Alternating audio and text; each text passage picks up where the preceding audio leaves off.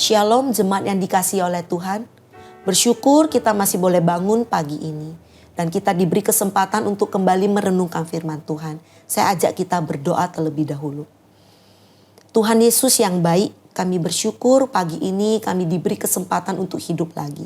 Karena itu kami serahkan kehidupan kami hari ini ke dalam tangan-Mu. Bila Tuhan pimpin setiap langkah kami sepanjang hari ini. Dan kami mohon Tuhan juga menolong kami untuk boleh memahami firman Tuhan pagi ini. Terima kasih Bapa. Dalam nama Tuhan Yesus kami berdoa. Amin. Bapak, Ibu, dan Saudaraku, renungan pagi ini saya beri tema Yesus, Imam Besar yang memahami pergumulan kita. Diambil dari Ibrani pasal 4 ayat 14 sampai pasal 5 ayat yang ke-10. Tapi saya hanya bacakan dari pasal 4 ayat 15 dan 16. Demikian firman Tuhan. Sebab imam besar yang kita punya bukanlah imam besar yang tidak dapat turut merasakan kelemahan-kelemahan kita. Sebaliknya, sama seperti kita, ia telah dicobai dalam segala hal, hanya saja ia tidak berbuat dosa. Sebab itu marilah kita dengan penuh keberanian menghampiri tahta anugerah, supaya kita menerima rahmat dan menemukan anugerah untuk mendapat pertolongan pada waktunya. Bapak, Ibu, dan Saudara, setiap kita pasti memiliki pergumulan.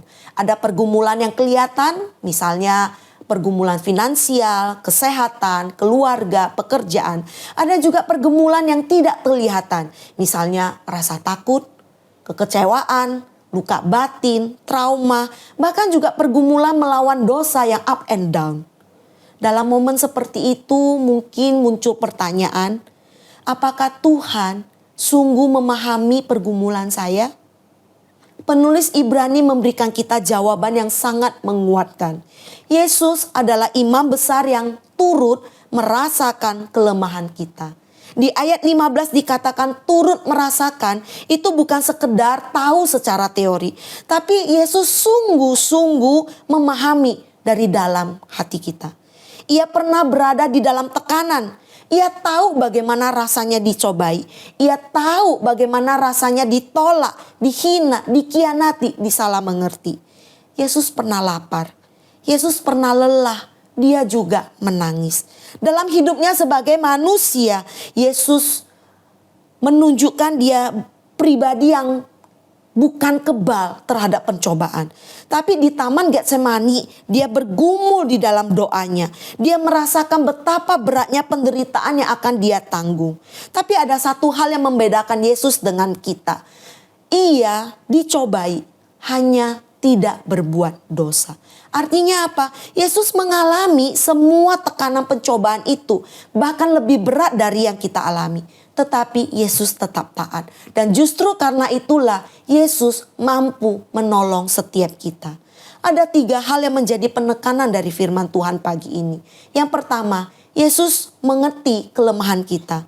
Kadang-kadang kita bisa merasa gagal sebagai orang percaya. Kita berkata dalam hati, saya harus lebih kuat. Tapi firman Tuhan tidak berkata kuatkan dirimu sendiri. Firman Tuhan berkata kita punya imam besar yang memahami kelemahan kita. Ia tidak terkejut melihat kelemahan kita.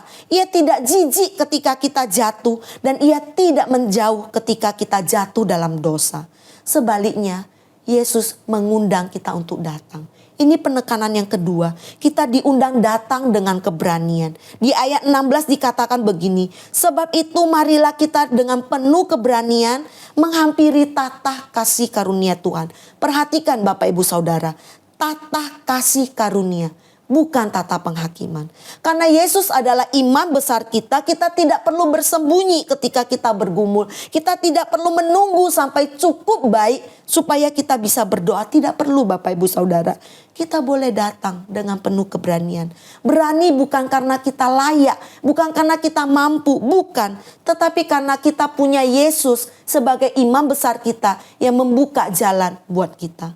Lalu yang ketiga, penderitaan dapat membentuk ketaatan. Di Ibrani 5 ayat 8 dikatakan, sekalipun ia adalah anak, ia telah belajar menjadi taat dari apa yang telah dideritanya. Ini bukan berarti sebelumnya Yesus tidak taat, bukan. Tetapi Yesus menunjukkan ketaatan itu dan itu diuji, dinyatakan melalui penderitaan.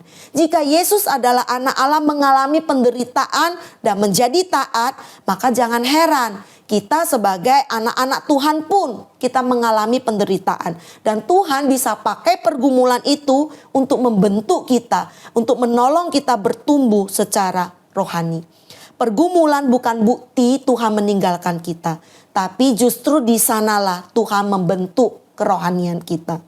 Hari ini Bapak Ibu Saudara mungkin ada di antara kita yang sedang bergumul melawan dosa, bergumul menghadapi tekanan hidup yang berat, bergumul karena doa-doa yang seakan-akan tidak terjawab. Kita bergumul, kita merasa lelah secara rohani.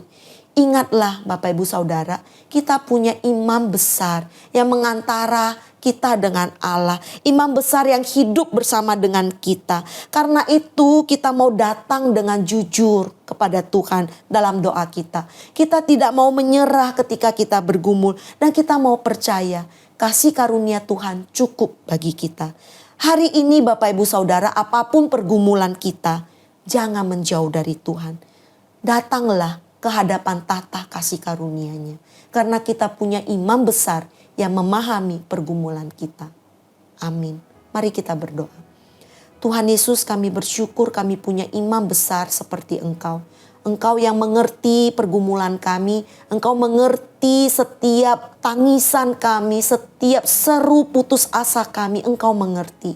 Biarlah firman Tuhan pagi ini menguatkan kami, menghibur kami, menolong kami untuk boleh datang ke hadapan tahta kasih karunia-Mu. Terima kasih Bapa, pimpin kehidupan kami sepanjang hari ini. Dalam nama Tuhan Yesus kami berdoa dan bersyukur. Amin.